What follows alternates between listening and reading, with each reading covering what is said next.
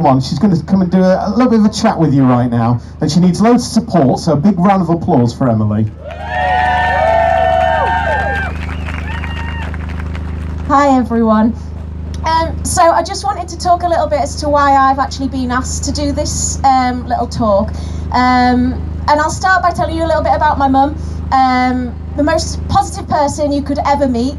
She always told me and my dad, for every negative thing we said, we had to say 2 positive things. So I think that tells you a little bit about her. She had the healthiest lifestyle. She'd eat organic food, was going to the gym, went horse riding.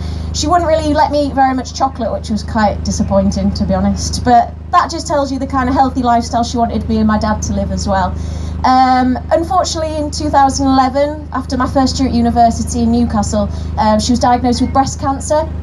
She then had an operation, she had chemotherapy and radiotherapy, but luckily in 2012 she was told that she was in remission, and I can't express how much of a fantastic feeling that was, to be told that she was so close to possibly losing her life, and then to be told we'd got through it. And that really brought me and my mum and dad closer together.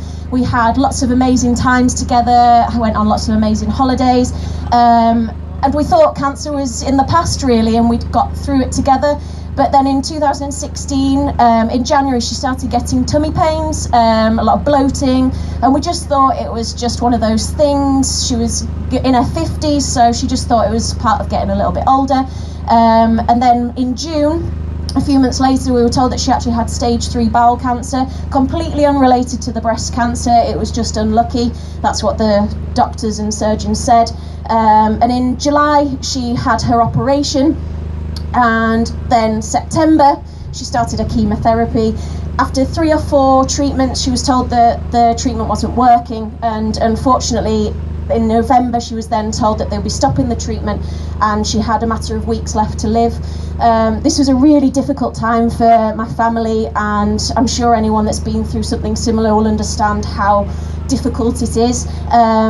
But the positive woman that she was more bothered about me and my dad, trying to get us sorted. She was sorting out her own funeral arrangements, and I think that just emphasises what kind of focused, positive woman she was. As me and my dad were breaking, she was the one that was holding us together, despite it being her that was losing her life.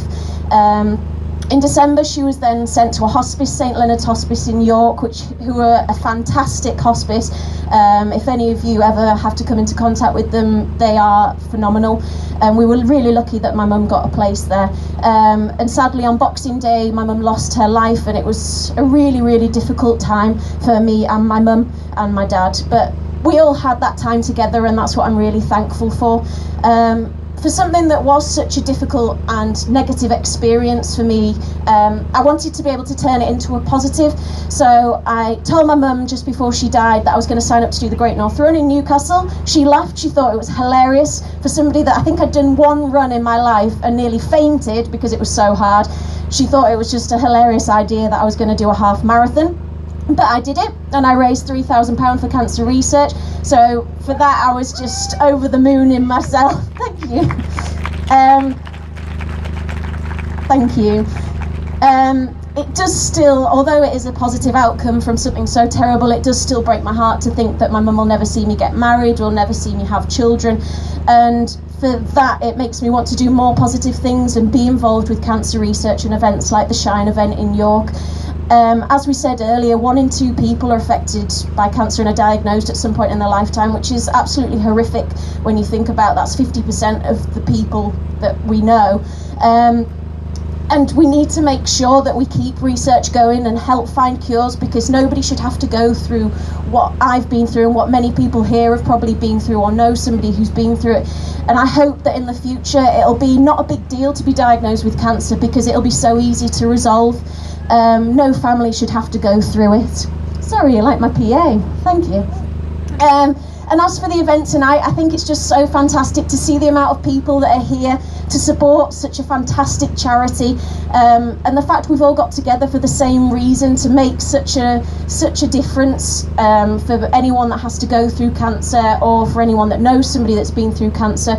We might not all be scientists, I wish I was, but together we can raise awareness and raise money to hopefully make cancer a thing of the past. And let's enjoy this beautiful city and have such a fantastic night and raise awareness for cancer research and lots of money. Thank you. You said that far better than I ever could. Huge round of applause, please. Emily, you were amazing.